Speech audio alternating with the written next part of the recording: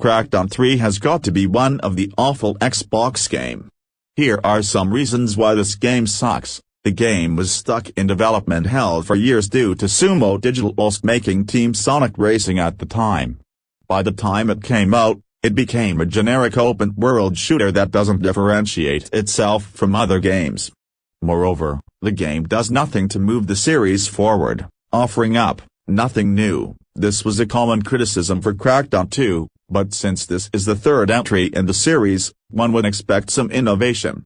Speaking of its development, it should be noted that Ruffian Games was fully available at the time as they actually helped create the Wrecking Zone mode.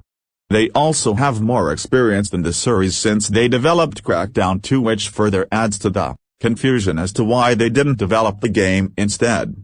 You often take down enemy waypoints before trying to take down the game's big bad. The shooting is so simple it's stupid. The enemy grid looks too similar to Shadow of Mordor's. Its multiplayer is quite bland. Its plot is so bare bones, it comes across as useless. Extremely overpriced, costing $60 at launch. Abysmal graphics that make the game look like an Xbox 360 launch title, despite running on Unreal Engine 4. Clunky physics that makes it difficult to perform jumps and move in the air properly. The guns are very unsatisfying to use and don't feel impactful at all.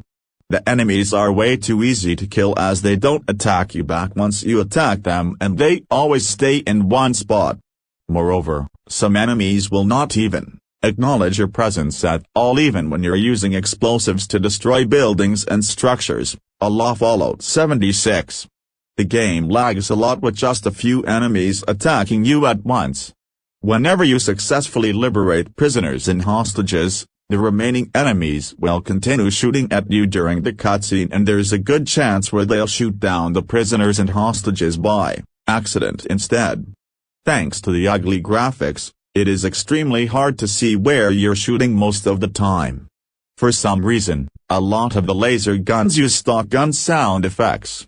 Your character is so weak that just walking into a slow-moving car or getting hit by small debris can easily knock him out.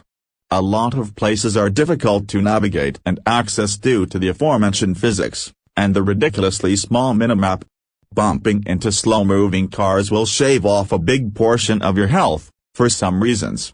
Most of the cutscenes in the game are nothing but comic book pages. False advertising. The multiplayer was advertised as having fully destructible environments with buildings that massively crumble to pieces.